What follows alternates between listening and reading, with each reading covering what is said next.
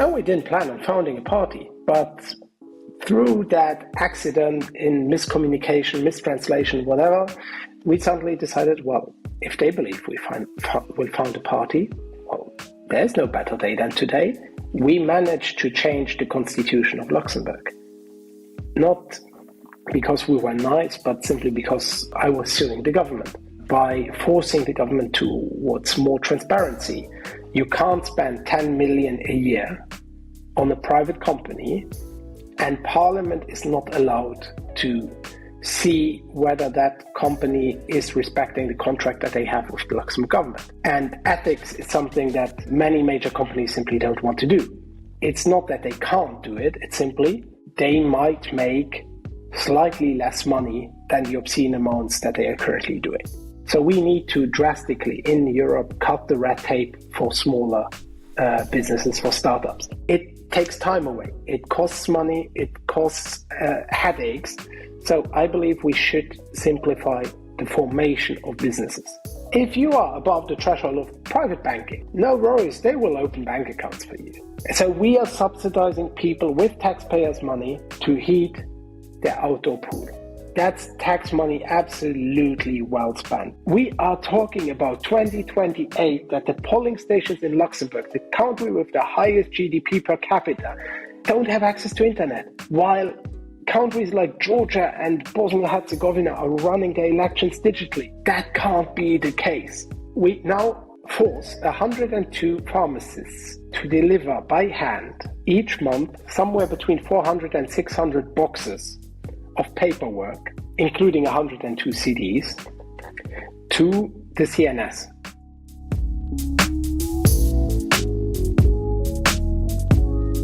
Hello, Sven. Welcome to my podcast. Hello, thank you for having me.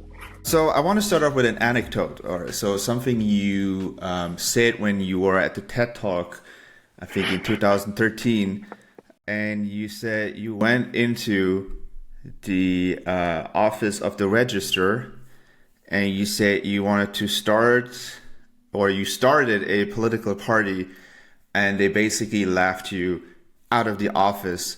So do you remember this scene, and could you explain this maybe a little bit for the audience? Yeah, so in 2009, when we started the Pirate Party in Luxembourg, we founded a party and asked, okay, what do we do to register as a party? You would guess that to be an official party, you need to register somewhere. So we looked into that, and we found out that normally the people responsible for the elections are the courts in Luxembourg.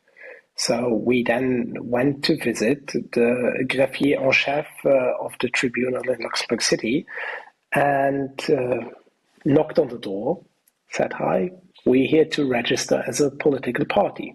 I said, you don't need to register, but just out of curiosity, which party did you start?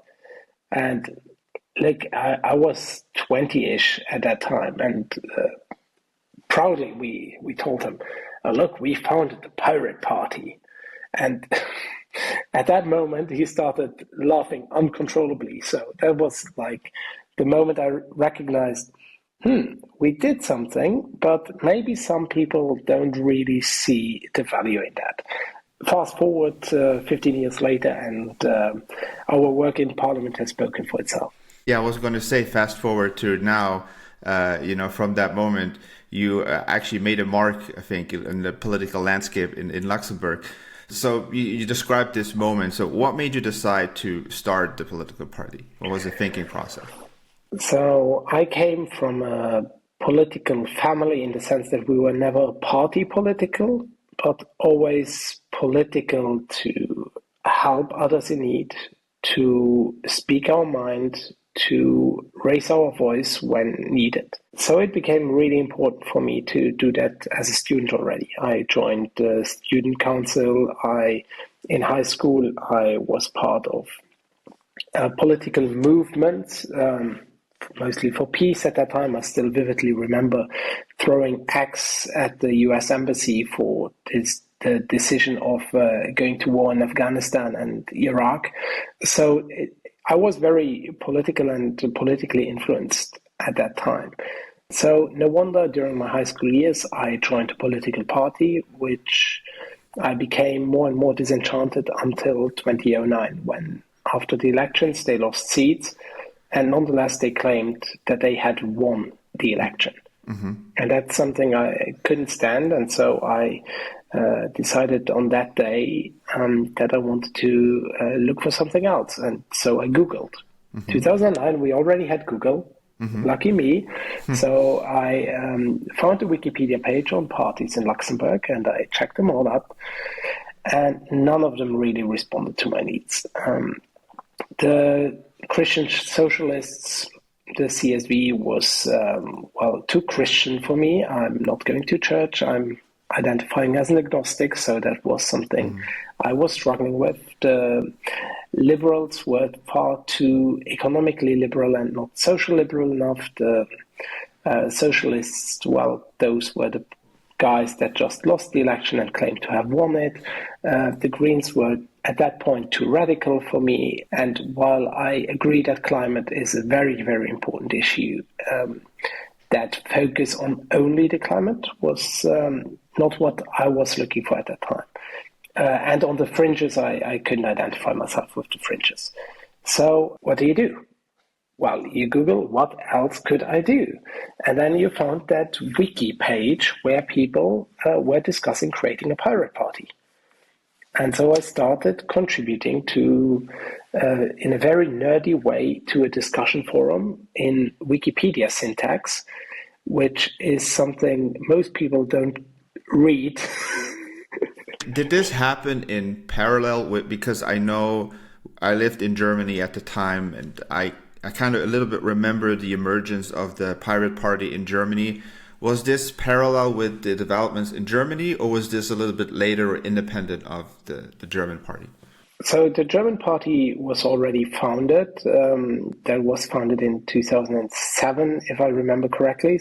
But they had not yet had any electoral successes, so it was mostly nerds talking amongst each other. This quickly changed because here in Luxembourg, from the get-go, we had people that were digitally inclined, but nonetheless came from all walks of life. People that studied law, people that came from the tech scene, but also people coming from the social sector, which immediately meant that the party had a focus that went beyond only tech issues. Obviously, those were the most important issues at the beginning. And 3 months later, we just wanted to have a get-together, meet, drink some beers, and discuss whether we wanted to found a party. We announced that on the mailing list, and suddenly we get messages from Germany and Switzerland, where the Pirate Party already existed, that they would join us for our founding meeting. And we didn't plan on founding a party, but through that accident in miscommunication, mistranslation, whatever, we suddenly decided, well, if they believe we'll found a party, well, there's no better day than today, so let's go. So it wasn't planned. That was just decided. It wasn't planned at all. We were literally under the assumption until 2 weeks before our meeting that we wanted just to have a get-together, drink some beers, and then through accidents of history, we decided to, let's go with it. Let's found a party. So how was that in the beginning? Because I would imagine if I started a party, I would not know what I'm doing or where I want to go, especially if you're new. So how is that feeling, being a brand new party and being thrown into the political gambit? You know, you're an experienced politician, but imagine that the early 20s, that must have been quite interesting. Let's put it this way. It was a lot of fun. You know, there's that word in party, which is party. And so you roll with the hits. You learn a lot while founding a newish party. You are learning a lot while trying to run that party, and you make a lot of mistakes. But somehow we managed to grow with it. Grow through making mistakes, grow through getting new people on board, integrating them into the party structure, and also negotiating the minefield that it is being in politics, even if you are not yet elected. So it was a lot of fun. We surprised everybody in 2013 when we managed to go beyond the 2% threshold that you need in an election to be considered, a serious contender for a party. And that for us was a sign that we were on the right path and that we should continue. So what do you subscribe your success in the sense that you made it into parliament? Because I did look into, because Pirate Party obviously exists in many other places in Europe. And interestingly enough, I saw they were also very successful in the Czech Republic, which I didn't know. But you and the Czech Republic, I think, stand out, I want to say, in terms of success in getting voted in. So what do you ascribe that success from starting so in 2009 and now being in the parliament? That we both fly under the red lion. No, jokes aside, there's a historical link between the Czech Republic and Luxembourg. If you are ever walking Karl's Bridge in Prague, you will see that the Luxembourgish Red Lion is on that bridge, and there's a reason for that, because Charles was of the House of Luxembourg, as was his father, John the Blind, Emperor of the Holy Roman Empire of German nation. So we could inscribe that into that historical context, but that doesn't account for the successes of the Icelandic pirates, who also were in parliament for 3 terms. So I believe it's a question about being at the right place at the right time and offering a divergent view on how politics could be. There's a natural cycle of parties emerging and having success, and that's round about every 20 years. And so by pure coincidence and juvenile naivete, or however you would call it, we managed to found the party at the right moment in history and be ready when we needed it to be. And then obviously came all the challenges with being thrown into the deep end of being in parliament and actually having to take decisions, taking stands on many more issues than you ever expected. And that enabled us to show why pirates matter. One example I always use is we managed to change the constitution of Luxembourg. Not because we were nice, but simply because I was suing the government. By forcing the government towards more transparency, we managed to strengthen the role of individual MPs in parliament, which if I will never ever achieve anything else in my life, I can be happy to have made at least that smallish dent in the Luxembourg political universe. And that's how I see politics. It's not about being in favor or against everything or anything. It's about trying to make the world a better place. You just spoke about transparency. So could you explain a little bit more? You said you forced the government to change the constitution and to be more transparent. Could you elaborate a little bit on this? So a few years back, I was investigating a case where there were questions about the legality of certain moves of RTL Group compared to the contract they have with the Luxembourg government. And I knew that there was a contract. I knew that there were some conditions in that contract. But even as an MP, nobody wanted to show me the contract. And so I said, constitutionally, an MP is there to control the government. And it's the first power. It's not the second or third. It's the first authority as a legislator to control the government. So I asked the government very nicely, can you show me the contract? And very nicely, they said no. So more insistently, I asked again. And even more insistently, they said no. So repeat that 2 more times, and I end up with a situation where I say, this can't be the case. You can't spend 10 million a year on a private company, and Parliament is not allowed to see whether that company is respecting the contract that they have with the Luxembourg government. Just a clarification question. At the time, did the Constitution say that the government is allowed to not provide that information? The Constitution didn't say anything. The Constitution just said, like, the government action is controlled by Parliament. Okay. Whatever that means. Nowadays, it's clearly written that Parliament has the right to ask for any documents of the government. So it's more like an addition to the Constitution. Yeah. While we did a whole constitutional reform, and during that reform, it has been added to the Constitution. Okay. And so I sued. I said, like, and then the question was, where will I sue? So I argued this is an administrative decision that the government took by not giving me access. Yeah. The government said, no, it's a political decision. So the courts can't be involved. There's a difference. If it's an administrative right to demand documents, then the courts can check whether the government was rightfully refusing access or not. If it's a purely political discussion, well, then the courts have nothing to say, because that's a purely political domain between Parliament and government. In the first instance, the courts didn't even want to listen to the arguments. They didn't look at the foundation of my argument. They essentially said, like, this is a political decision. It has no merit. We will not look. We will not look at it. Go away. Well, never tell a pirate to go away, because I came back. I appealed that decision to the higher court, and they wrote a very interesting arrêt, as it's called, where they said, well, first of all, this is an administrative question, because the Constitution says Parliament controls government.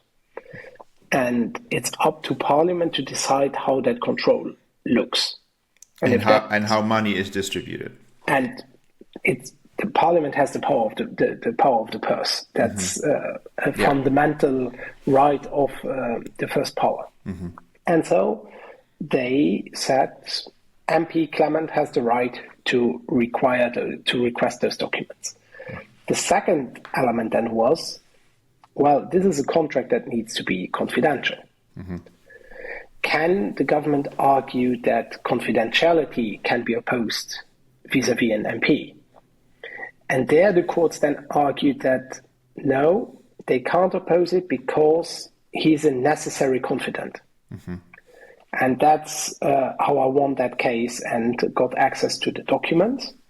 And later the Constitution was amended during the constitutional reform to include a very specific language on MPs have the right to require documents. Well, Parliament has the right to require documents, and Parliament internally decided that every MP can address those requests through the presidency of Parliament to the government. So there's now a clear institutional pathway, which, by the way, didn't mean that government was respecting those dispositions. That's why I'm currently, again, in court, asking for new documents. This time, the vaccine order forms for the COVID-19 vaccines. And just recently, so last week, before we recorded this, I won in the first instance. And the lower court this time has reaffirmed the right of MPs to require documents from the government.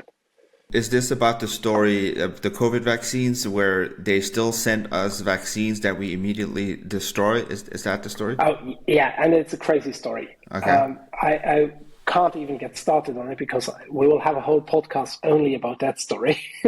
So beware. Maybe we'll go at we try to keep it at the borders of it. Yeah. So on a very high level, essentially, I know that we are still buying vaccines, and sometimes they are getting destroyed at the factory because we don't use them. And we are paying for that. And I want to know who and why did we agree to such conditions. Didn't they say, though, if I remember correctly, that the contract was made with the European Union, and therefore it doesn't fall into your jurisdiction or Luxembourg's jurisdiction? If I remember that correctly, I'm not sure. That's one of the arguments that they tried to advance, but they were sloppy when trying to hide their trail, because essentially the contract is signed between the European Commission and the companies. But the orders, so there are annexes to that contract, the vaccine order forms, and those orders are only signed by the national states and the companies. So essentially, there's a framework contract, and inside of that contract, the national orders are national responsibility. So in the end, it was up to Luxembourg whether they wanted to adhere to all those conditions or not, and how far. And so this, and the lower court now has reaffirmed clearly that this is the case, that this is a national decision that falls under the control of the national parliament. And so I'm hoping that government doesn't appeal that decision, but I heard first indications that they might. So you haven't seen the contract yet. You're still fighting to see the contract, if I understand that correctly. I'm still fighting 3 years after I initially requested the contract. So what does that tell you about the way, I mean, you've been in politics now for quite a long time. So how hard is it to accomplish? Because obviously you just told us that you are very proud of the reform in terms of transparency, but how hard is it to accomplish change in Luxembourg? It's very difficult. It's something that is a very iterative process, but I'm very happy that we managed to achieve small but substantial changes, whether it's changing the constitution, which is probably the biggest win, but also like sometimes even changing a comma for a semicolon in a law has a huge impact. Another case where I personally managed to achieve a big win was during the debates on copyright reform. A European file, a European directive, so we had to transpose it. We also had to transpose it in line with the directive. But what we were able to manage to find a compromise on nationally was on how we define the granting of licenses to use snippets. So the Luxembourg approach, which is a very technical file, is now being cited in international jurisprudence on that legislators can, and judges as a consequence, can consider a license being granted to Facebook or Meta or to Twitter or to Google by the inclusion of specific tags in the HTML code. So if specific tags are present, the content included in those tags is being considered as a legally granted license to use those snippets, which was one of the questions on how to operationalize it. And I'm very happy that the small Luxembourg, that little opposition MP from that fringe party in that tiny little parliament of Luxembourg, managed to sneak a now European-wide cited definition of what is an implicit license of a snippet into law. I think that I'm going to make the bridge here. I think this connects with, which I would say is part of your political agenda, is moving forward the area, I would call it the area of digitalization, the rapid technological change that we're witnessing right now. So how big of a part is that of your program right now? Because I know you have other concerns, right? Which we're going to talk about later, like climate change, poverty and other things. But like, how much are you focusing on that right now moving forward? The core of everything in the future and already today is digital.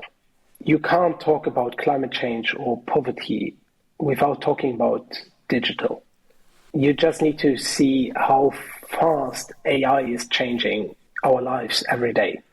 So my goal is always to put the human at the center, but then also use the digital tools at our that are available to increase the quality of life of the individual human. So it's really a human-centric approach, but one that is supported by tech. And so we need to make sure that tech works for humans and not only for the corporations.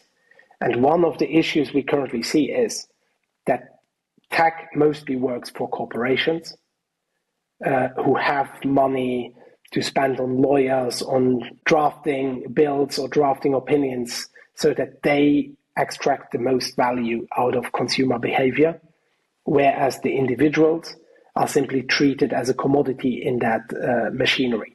So for me, it's really important that we come back to a human-centric approach where we are the bosses about our privacy, where we are responsible for our actions online. And I believe that digital tools are tools. They are not a panacea for anything. You can't solve human interaction issues by simply dropping tech on top of it. So if people believe like, oh yeah, we can have peace globally simply by using tech, I would argue that's absolutely bull. I believe we need tech to support human interactions, but they can't replace human interactions. So there is a discussion right now that I followed is I want to say the balance between innovation in AI and privacy. So, there's lots of people that say, oh no, we in Europe or in the European Union, we are too much focused on the privacy part and therefore drafting too many laws, kind of slowing down innovation, especially, and so they would compare it to the US, where obviously there's much less laws. Talking about the EU AI Act, for example, which I think has been received quite critically from a lot of people in the business community. And, they say, or they argue that this is going to be bad for Europe long term in terms of competitiveness with big players such as the US or China and so on. So what is your perspective on that? We miscommunicated what the AI Act is about. Mm-hmm. And we probably made, or those who wrote it, probably made mistakes in not granting wide enough or clear enough exceptions for smaller and medium-sized enterprises. In the sense that a startup that is bootstrapped has it much easier to launch an AI startup outside of the EU than in the EU. I'm talking about bootstrapped companies. I'm talking about companies that are not funded. Just for the audience, bootstrap means if you finance it all by yourself. Exactly. So companies with a very shoestring budget, mm-hmm. And by the way, it's called bootstrapped because of the history of where Münchhausen. So it's the Baron von Münchhausen. Oh, okay. By the way, who is buried in Luxembourg. Oh, I did not know that. Okay. In Limbertsberg. Okay. So the story about him is that he once sunk into some wetlands and mm-hmm. he pulled himself out by the shoestrings. Right. Okay. So he bootstrapped himself. Well, that's part of the story. Okay, that's the history behind the word. Okay, I did not know that. That's interesting. One part of the history. So a bootstrap company is one that tries to pull themselves out of whatever hole they are in by shoestrings. And that's, I think, something that is very difficult to do. And the AI Act is very bad at communicating how a small company can comply or whether they have to comply. Where I disagree is that it's any hindrance for a multi-billion dollar or euro company. Honestly, OpenAI doesn't want to comply with the AI Act because then they would need to work ethically. Mm-hmm. And ethics is something that many major companies simply don't want to do. It's not that they can't do it, it's simply they might make slightly less money than the obscene amounts that they are currently doing. Okay, so you're saying it's hurting specifically small and medium-sized businesses in particular areas, but not so much the big players. The big players have the money to spend on lawyers, and they are doing that anyway, and they are already lobbying on all of those issues anyway. They know what they do. Mm-hmm. So the compliance for a big company is something that it's much easier to do than for a small company. So we need to drastically, in Europe, cut the red tape for smaller businesses, for startups. It is bizarre to see how many paperworks you need to fill to start a company. We need to find a way that we have the European Company Act, where if you want to start up, and let's say up to 10 million euros in turnover per year, mm-hmm. 1 million, I don't care. Let's discuss the specificities later. But up to a certain amount of turnover, let's get rid of the requirement for a business license in every country you want to work with. Individual VAT registration in each country, which can cost an arm and a leg and takes up most of your time. Why not enabling banks to offer customers native IBAN numbers for each and every country from one central point of contact? Why not enable companies to sell across whole of Europe from day one? Currently, if you are a small seller, you need to track 27 different legislations on VAT. If you are selling to the US, you are tracking one federal mandate. And well, if you're selling physical products, you need to track sales tax in the different states. But in Europe, you need to be aware of the different thresholds per country. Mm-hmm. Look, I'm a startup entrepreneur. We regularly get emails from Stripe telling us, beware, you are approaching a compliance threshold for France, Portugal, Belgium, Germany. So that means that we then need to lose time on finding out how does the VAT system work in Portugal, in France, in Germany, in Belgium. And in the end, you might end up in being registered in 27 countries to pay what is due. But the problem is you need to figure out how much you owe and how to do it. We don't have a common VAT regime for startups, which we should have. We don't have a common company act, which we should have. So we need to enable small companies to simply get started and figure out the complexities once they have the money to do so. So as long as an owner doesn't pay themselves a salary and can't because they don't earn enough money, why should they spend thousands of euros on accountants and notaries just to be able to start their company? I don't get it. We talked about the €1 company, mm-hmm. the €1, 1 day, and so on, company, the SRLS. Well, it never took off as we expected. Why? Because in the end, the banks are still asking for more proof. Yeah, I was going to say, what is the reason for this red tape and this bloated bureaucracy, I guess? And I think there's another issue which commonly comes up, which is that apparently it's very hard for businesses to open bank accounts for some reason, which seems strange in a country like Luxembourg. So what, in your opinion, what are the reasons behind this? Because this criticism comes up quite often, and it seems there's really not much movement in that sense. So let's start with the red tape in general, and then I'm pivoting to the bank accounts. Red tape, it's a difference between being risk positive or risk averse. Europe has a history of being risk averse when it comes to companies. Let's have all your ducks in a row. Let's make sure that you have all the proper licenses, permits, and so on before you even get started. You need to have specific licenses for a whole lot of businesses that make sense, and then you have a whole lot of licenses that make absolutely no sense in the digital world. Like, I agree that in order to be a hairdresser, you should have a license. You should be a licensed hairdresser. By the way, that's not different in the United States either. Sure. If you want to be a mason, well, you should have an understanding of masonry because you don't want to have walls crumbling. Mm-hmm. But if you are building digital tools, why do you need a business permit that essentially only says, well, did you finish high school? Mm-hmm. So if you finish a certain level of schooling, you are automatically granted the permits, but you still need to request them and prove that you followed the schools and so on. But that makes it impossible for people that had difficulties in school, as an example, to launch their business.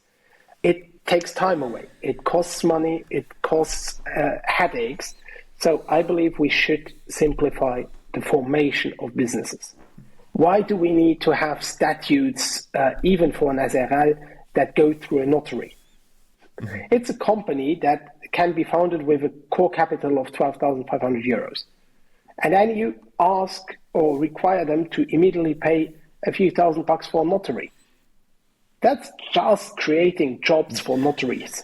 Yeah. It's not creating any value in the value chain of that company. The same is true for VAT registration, accounting. Why can't we simplify that?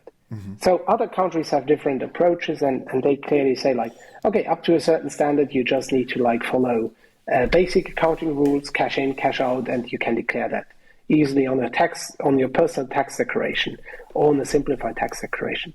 We force every company, independently of their turnover, to file according to double accounting standards. This makes sense if we can enable a whole value chain around them that provides that, but we are not doing that. And again, we are not competitive when it comes to launching startups, simply because the cost of launching companies is too high, and we are losing too much time in Europe as a whole with compliance. So we need to slash red tape for small to medium-sized companies, especially for startups, like having some rule that for the first 2 years, 3 years, or until you reach a certain level of turnover, but certain rules don't need to apply. You can comply with them already, but if you can't, you can't. The same is true for Social Security. Look, if I were to found a company and I don't have any other employment, as the manager, as the director of the company, I need to register with Social Security. And I need to prepay 25%, which is the Social Security cost in Luxembourg, 25% on minimum wage to the Social Security, whether I earn that money or not. There are ways to pay less, but you need to know about it, and you need to take care of it. So essentially, you start your company, you have not rented an office, you have not paid an accountant, and you are already spending 750 euros a month on Social Security. There are countries where with 750 euros a month you can live. In Luxembourg, that's the minimum to pay in order to run a business. So next to your cost of living, you also need to pay, you need to earn those 750 euros. So it makes it much more difficult in Luxembourg to start a company, especially for small and medium-sized companies that want to bootstrap. And then you don't even have a bank account yet. You would say Luxembourg, that's banking. Banking paradise. You should go into bank, get an account, and be done in 5 minutes, in theory. You would think so. Yeah. So the problem is, given that Luxembourg was on grey lists, blacklists, and so on, our banks are gold-plating essentially KYC, AML regulations. But at the same time, don't bat an eye when Caritas is losing 61. What does that mean when you say gold-plating KYC regulation? Well, they are asking for more than they probably need to. They want to eliminate the last remnant of risk. And again, it's the risk aversity versus a certain acknowledgement that risk is part of existing. Sure. So it might simply be asking for more proof of residence than like what most international banks do, like a bill of your energy supplier. Sure, with your address on it, yeah. No, here you might be asked, oh no, you need to provide a certificate from your municipality. If you're a foreign-born entrepreneur, you might not have the documents in a language that they understand, so you need to translate them, you need to provide them. So you might need to provide a CV, you might need to provide guarantees, and all of that costs the bank. So the banks are not interested in opening bank accounts for bootstrap companies because the cost operating that account is far too high compared to what they can earn on it. Okay. So we now see the bizarre situation that, and then Luxembourg was never a retail bank paradise. Retail banking in Luxembourg is underdeveloped compared to the rest of the world. It was most investing and funds. It's investment banking and it's private banking. So if you are above the threshold of private banking, Yeah. No worries, they will open bank accounts for you. Yeah, they'll roll out the red carpet for you. Yeah. Yeah, you'll get invitations to the nicest concerts and dinner parties, and then they will open a bank account. But beware, if you are just a holdco, and they know that you are not spending enough money in banking services, because you just need the bank account to essentially for operating expenses, they will not make money on you. So they would even be losing money on you, so they are not doing it, which rationally makes absolute sense. Sure, But from the economic perspective, yeah. The economic perspective is absolutely disastrous for the country. So we now need to find a way to either subsidize that cost of maintaining bank accounts to enable startups to come to Luxembourg and have bank accounts, or we need to accept that that might be a business that the Luxembourgish banks have lost out on.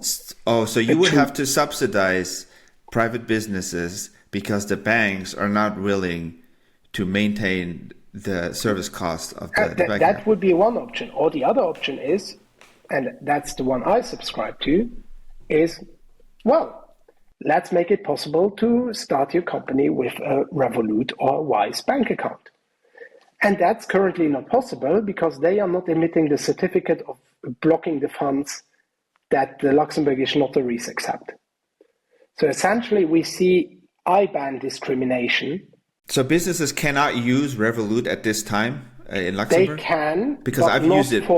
But not for the creation of your company. Oh, so there's still a regulation in place that prevents this from happening? Well, no, and yes. The problem is the regulation says that the notary, when they open your SRL or SR, they need to have proof of funds through a certificat de blocage. So the bank needs to certify that they blocked the funds of the capital during the period between opening the bank account and the creation of the company with the notary. And only after that can the notary unblock the funds with the bank. Well, Revolut doesn't care for that quirk in Luxembourg law. Okay. So they don't want to comply with that. They just say, we can show you a proof of funds, but we are not blocking them for So they're not going through that hassle process because that's not worth for them. It's not worth it. No, the market is way too small. So in the end, you need a Luxembourgish bank account that proves that you have the funds to be able to open your company. And so there are workarounds. I know of one company that sells you that service for the privilege of 500 euros a month. Well, now we have Social Security, 750 euros a month, 500 euros a month to create my bank account. Well, after 3 months, I'm already down 3K just for the pleasure of launching my company. And I have not yet paid a notary 1,000 euros at least, maybe 1,500, 2,000. I have not yet paid an accountant. I have not yet paid for rent of an office. So starting a company, especially for startups, it's too expensive in Luxembourg. And that's the main issue we are currently facing. If we want to be Startup Luxembourg, Startup Nation, so we need to address that. When I see the party that is in power, when I see them talking about the startups, you'd have the impression that Luxembourg is a startup paradise. You know, we have so many initiatives and everything is so good, everything is so great. So I would assume people read this, they might believe it. So what are your thoughts on, that some people proclaim that we are a great place for startups right now? Oh, we are a great place if you're funded. If you don't care for a few thousand euros in costs and overhead, and you don't need to turn around every dime, well, then we are a great place. So that's why we see they try to attract mostly funded startups. VC-funded startups in stages where they have enough money. So what I've been reported is a lot of startups, they might get even funded in the beginning, but a lot of time what happens is they run out of money, so that when the second round of funding comes around, they're already out of cash and they go out of business. Is that something that you noticed as well? I've seen a lot of companies not making it in the medium term. I'm not even talking about the long term, but simply the medium term, where we see, but that might also be a lack of product market fit. So Okay. I don't want to say that's due to Luxembourg. That might simply be due to not achieving product market fit quickly enough. But that obviously also is linked to the cost of running your business in Luxembourg. And so if I look at taxx.lu, which is my most successful venture so far, we bootstrapped it. We very late looked for outside funding to accelerate growth. We are very happy with where that left us in the end. That being said, I believe it is possible. We have proven it. With salary.lu, we are proving it again.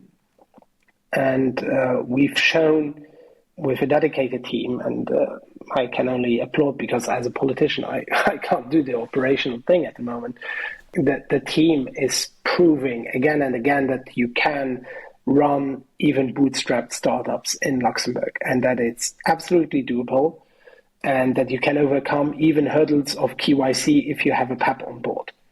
And I'm probably more of a problem as a politically exposed person than I'm an advantage when it comes to that, because once you have that label, politically exposed person, banks will look twice before touching you. So the teams have proven that it's doable to run a startup, a profitable bootstrapped startup in Luxembourg. Now, do I understand that Luxembourg has issues? Yes, as I mentioned, there are a lot of issues and we need to address that. We need to address the red tape. We need to address the cost of running a startup in the first months, in the first years. We need to address the reasons why startups go bankrupt. And that's because they don't understand CCSS, because they don't understand VAT in Luxembourg, because they don't understand all of the details that they need to address. So, yeah, we need to simplify running startups, especially smaller ones in Luxembourg. And then the question is, which startup nation do we want to be?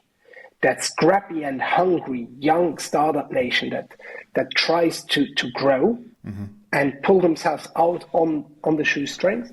Or do we want to be that concrete glass tower startup nation where we are only attracting well-funded startups in the fintech space that only create white-collar jobs and are essentially financed by the banks, which we already have?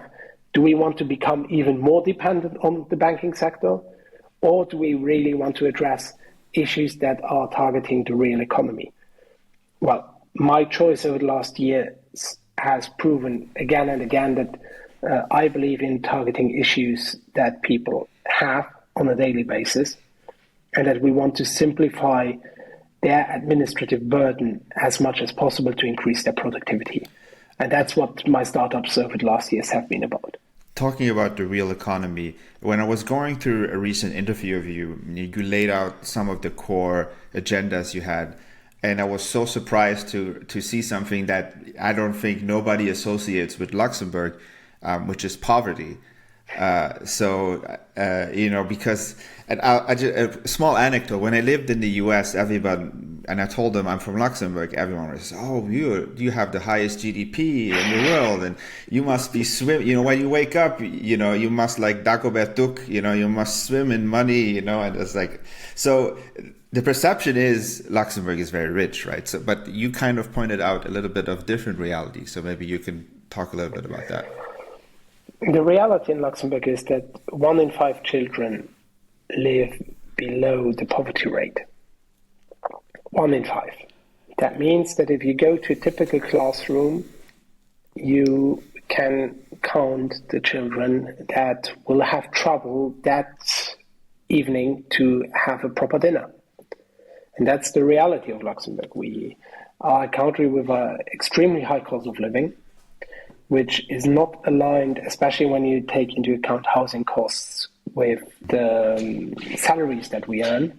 GDP per capita is absolutely the wrong indicator in a country that generates about a third of its GDP through cross-border workers.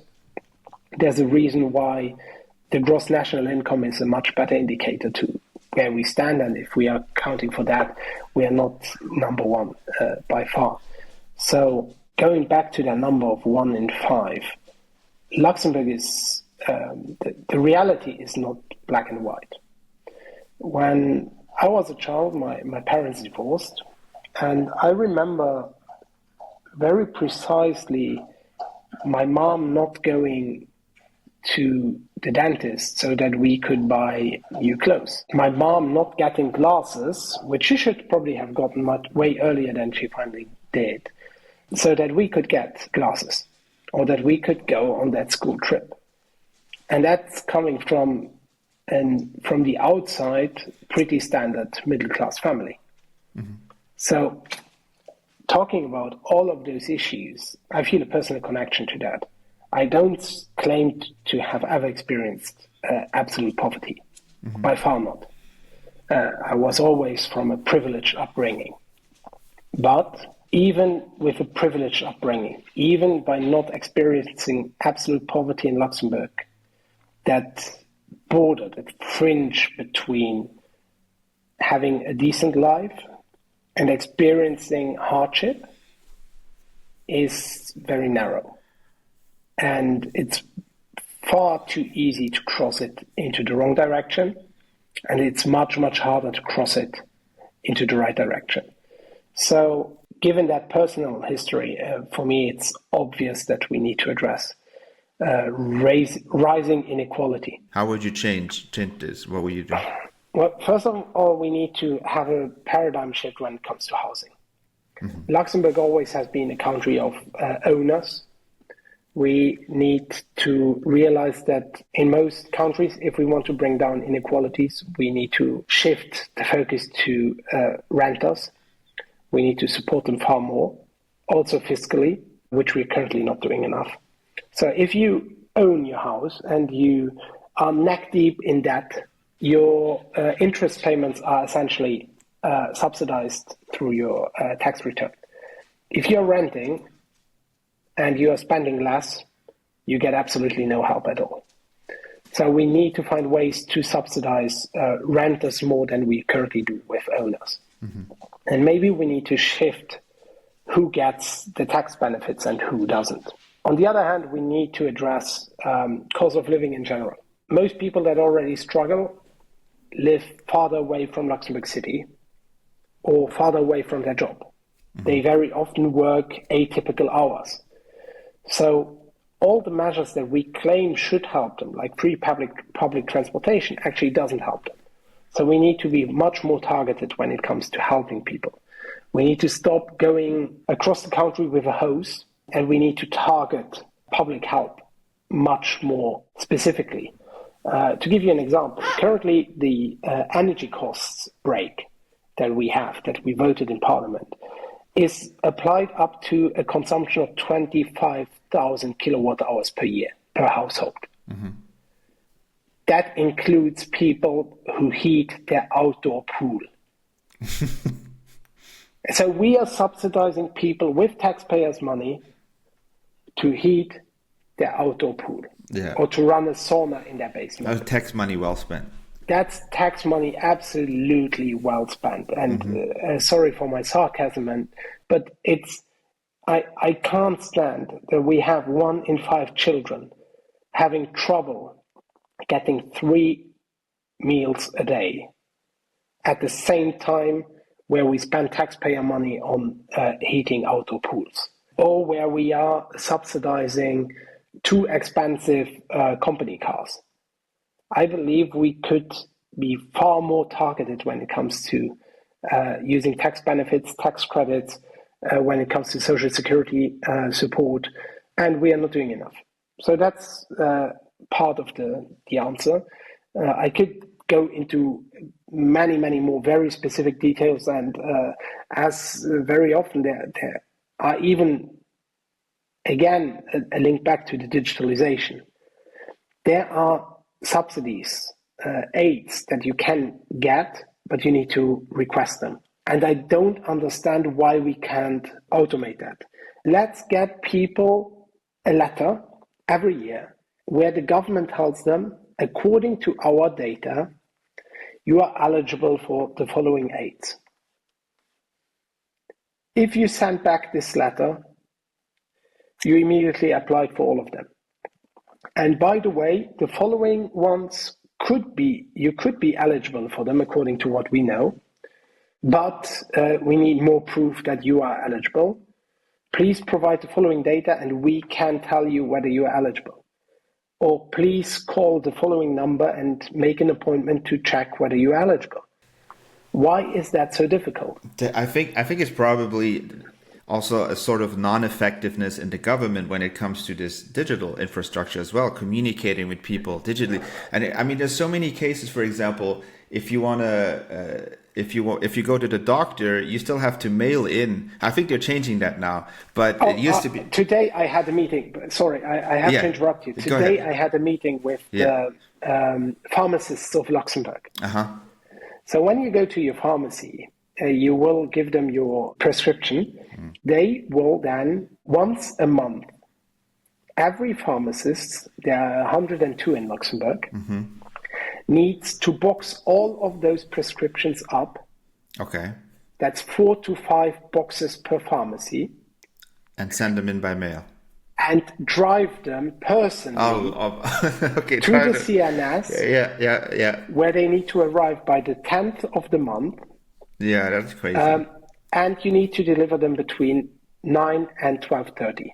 But how is that possible that we are still in the dark ages like that? It gets even better. You also need to add a CD. A CD? A CD, not a USB stick, okay. A CD. The output of your cash register. Wow. A CD? I have not seen a CD in like 10 years, but okay. Yeah, they're not even produced anymore. No, they're not. No. So we now force 102 pharmacists to deliver by hand each month somewhere between 400 and 600 boxes of paperwork, including 102 CDs, to the CNS. So if you complain about your my own bill, Now I feel a little bit better thinking about the pharmacy, what they have to go through. But how is this possible? Like in 2025? Well, I asked the same question yesterday in the Committee on Institutions. We discussed how to reform the electoral law, and one of the proposals I made was, well, I've seen it in other countries like Georgia or Bosnia-Herzegovina, like very developed countries. Yes, one of the most developed countries in Europe, yes. Yeah, where you can go essentially to whatever polling station and you just like swipe your ID card or your passport where you have that machine-readable zone, and it doesn't real-time check whether you already voted or not, and if you are eligible to vote in that district. So why can't we do that in Luxembourg? I asked, we have 4 districts. We could essentially say, you can go to whatever polling station you want, as long as it's in your district. Today, you have to go to the polling station that you are living, where they ask you to come. Yeah, you could do way more things. We could have bigger polling stations where more people could vote. We could have polling stations on the parking lot of your local supermarket. But no, that's currently not possible. And you know why? Because in 2025, the argument was not every polling station has access to internet. We are 2025. The next elections are 2028. I said, I hope that at least in 2028 they will have. And the answer is no, probably not. Or will you pay for it, Mr. Clement? I was like, for God's sake. We are talking about 2028, that the polling stations in Luxembourg, the country with the highest GDP per capita, don't have access to internet. While countries like Georgia and Bosnia-Herzegovina are running their elections digitally. That can't be the case. And that simply shows that a few politicians are still so stuck in the past, so stuck in the analog world, that we need to have reform, that we need to rethink how we do business in Luxembourg instead of simply iterating slightly on what worked in the past. But is it also that people are too comfortable in Luxembourg sometimes? It's like there's no, so they never encountered any hardship. Maybe they work in the public sector forever and, it's fine. They earn their money. They can go to vacation twice a year. So I think it's just mentally, it's just such a isolate silo thinking that, oh, whatever, we're fine. We'll be fine also in 10 years, which I'm not sure we will be if we keep this thinking, I would say. I would argue that there are a few elements to be considered. One of them is that the socio-demographic of the electorate is not conducive to change. Well, that's a roundabout way to say it, yeah. Over 50% of the electorate depend for their monthly income directly or indirectly on the state, whether it's through pensions or because they work for the government. So how do you expect those voters to vote against their own interest when it comes to change? You don't.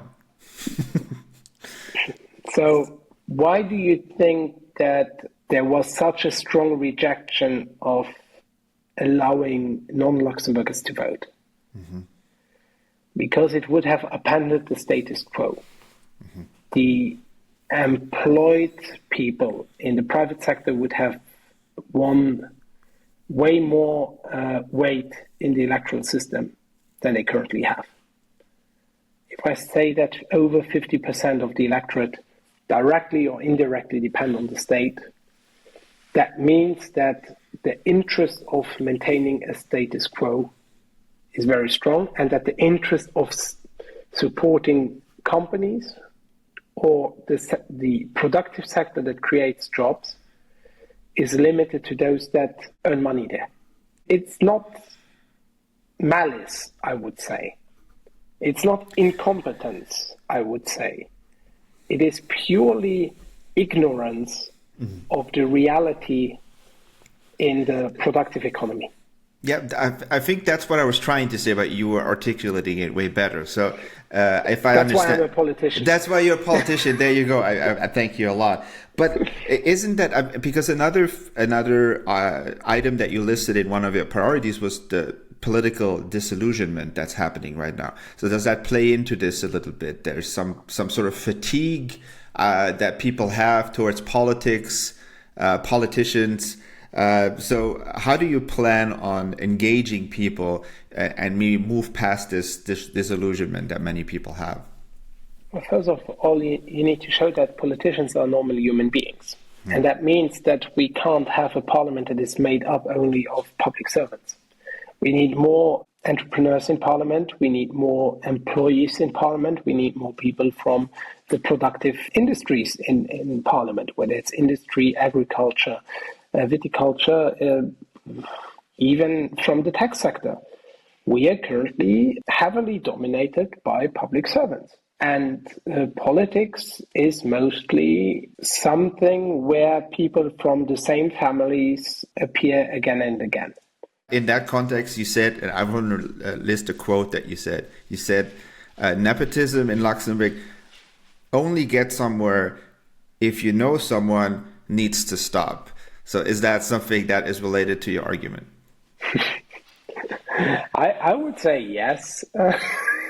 That's what you said. I'm quoting you here. And I'm still I'm astonished where you found all my quotes. But there you go. Yeah. Good preparation. No, obviously it's the situation in Luxembourg is that many politicians come from families that already had politicians. So why should they change? Why should they be the bringer of change? If you are running for a party that has a 100-year history, do you expect that party to radically shift the paradigm? Or do you think that they will defend until the last bullet whatever they decided 20 or 30 years ago? I feel like you're talking about CSV. No, but you talk about the in general. is the same. Let's talk about the pension reform. The last pension reform was 2012 under Mas Di Bartolomeo as the minister. Now Mas Di Bartolomeo is in parliament and still defends his pension reform. Instead of having a radical paradigm shift on how pensions will be financed in the future, we are still having the same debates than 13 years ago. And why is that? Because the same people are still advocating for their solutions to a problem that has evolved. And yes, his reform in 2012 might have been the reform that was possible in 2012. But we are not 2012 anymore. And so parties need to evolve with time.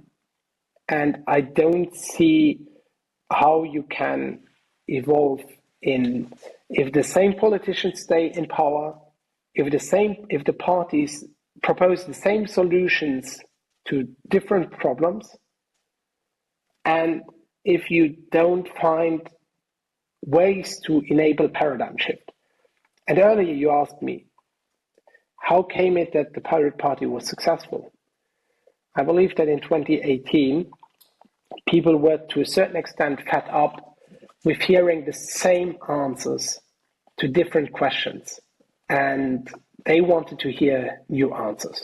And that's what we provided. When you say the Pirate Party, you came up with a new answer. And I remember living in Germany when I was following the emergence of the Pirate Party in Germany.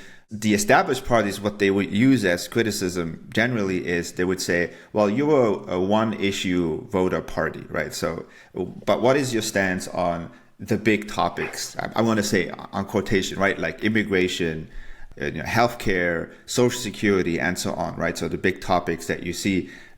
So what is your response to, and I would assume people probably still criticize you, right? They'll try to pigeonhole you into this, oh, you're the digital guys, right? But you sometimes, don't really. But yeah. My answer would be, how much time do you have? Right. So let's have a 1-hour debate just on migration policy. I can give you probably more nuance on migration policy than the big parties. Why? Because actually we did deep dives on those issues because they are important and because a complex issue can't be solved with simple answers. Migration policy is linked to many, many aspects. First of all, it's cooperation policy.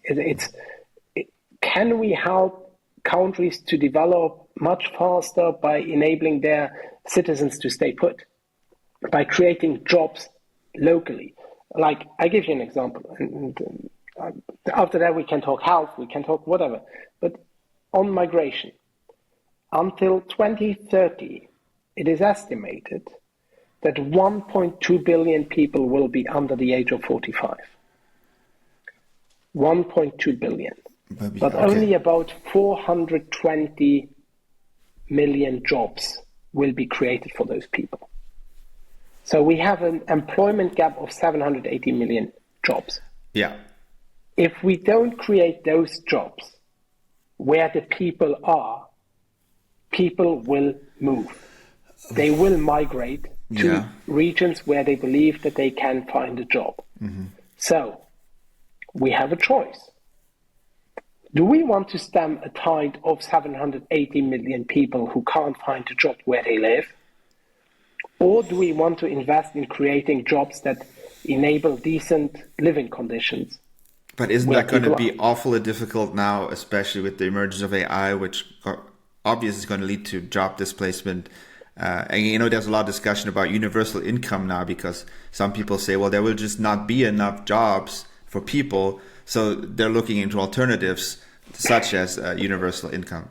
Well, we launched the UBI debate in 2013 already, so we can have a whole podcast about UBI as well. Right. That's why I'm currently doing a podcast series with my wife about behind the scenes of politics, because that shows how different all of these issues are and then still interconnected.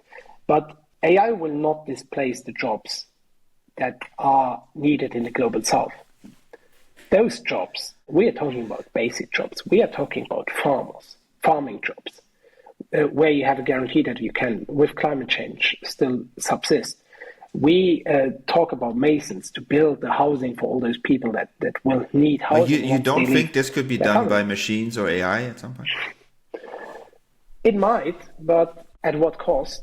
And I don't know. I'm just saying if there is a possibility, if history is any teacher for the present, and I'm cautious about you're going to do the Industrial Revolution argument, probably.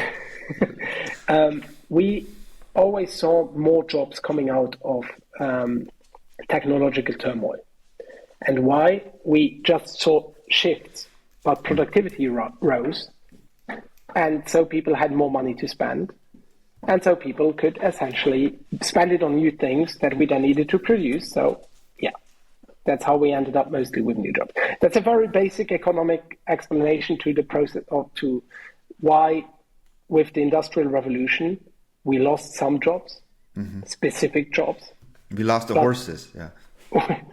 We lost the horses, and I think there's that famous Henry Ford quote. Right.